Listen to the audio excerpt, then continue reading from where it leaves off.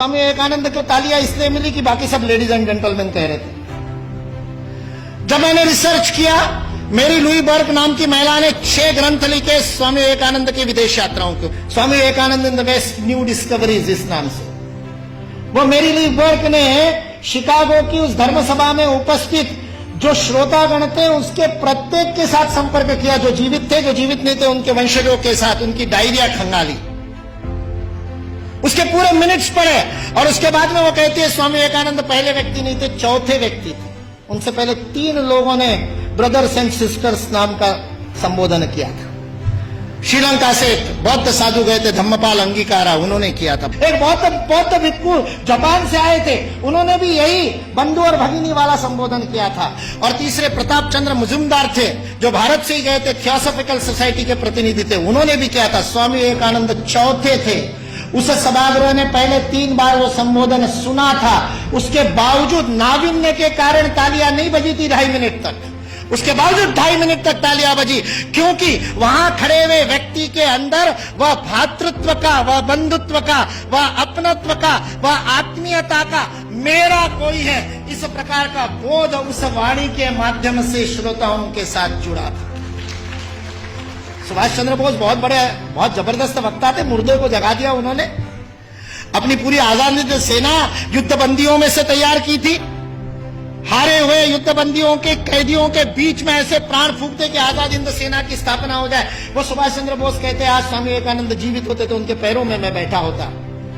उस सुभाष चंद्र बोस को किसी ने पूछा कि स्वामी विवेकानंद के शब्दों का असर क्यों हुआ, तो उन्होंने अपनी वो कवित्वमय वक्तृता में कहा था, जो बात होठों से बोली जाती है होठों तक पहुंचती है, जो बात गले से बोली जाती है मेरे जैसे चिल्ला चिल्ला के वो गले तक पहुंचती है, कभी कभी गले उतर भी जाती है, लेकिन हृदय तक वही बात पहुंचती है जो हृदय से कही जाती है। और स्वामी विवेकानंद के शब्द हृदय से कहते हैं।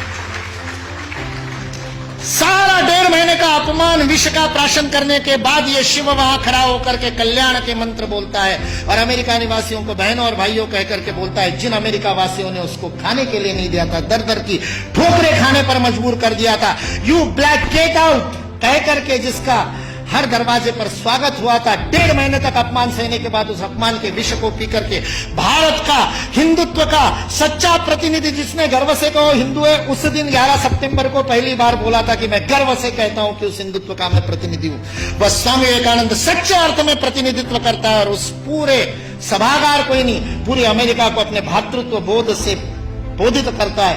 ये भारतीय संस्कृति की वैश्विक अवदान है, वसुधैव कुटुंबकम का भाव है।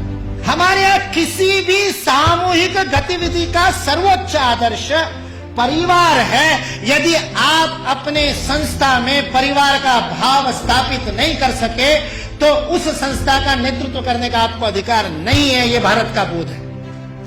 मैं कहता हूं ये कुछ नहीं बिगाड़ सकते, ये विकृति फैलाने वाले कुछ नहीं बिगाड़ सकते, क्योंकि इस देश का समाज जीवंत समाज, और जो शरीर जीवंत होता है उसके नाक में धूल का कण जाता है तो छींक मार करके भगा देता है। भारत ने भी छींक मार दी तो भाग गए बेचारे, कहां जाएंगे।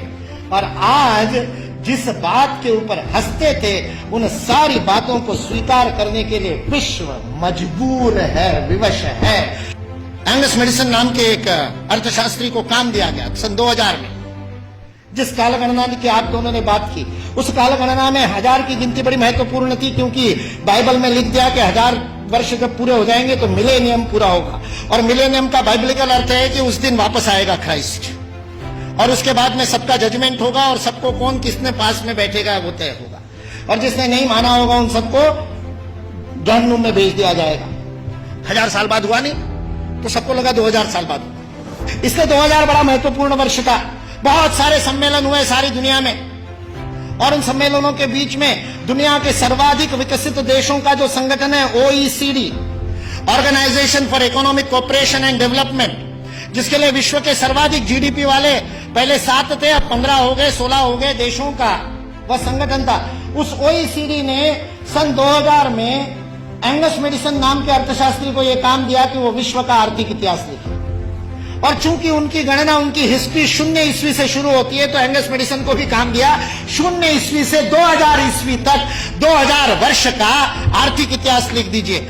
उस पुस्तक का नाम है economic history of the world millennial perspective by Angus Maddison. OECD.org इस वेबसाइट से आप डाउनलोड कर सकते हैं। 2000 वर्ष का आर्थिक इतिहास लिखा है एंगस मैडिसन ने। और वह एंगस मैडिसन कहता है कि पहले 1500 वर्ष 0 ईस्वी से लेकर के 1490 तक 99 तक सारे विश्व के जीडीपी में लगभग 2/3 66% योगदान देने वाला देश कोई था तो वो भारत देश था।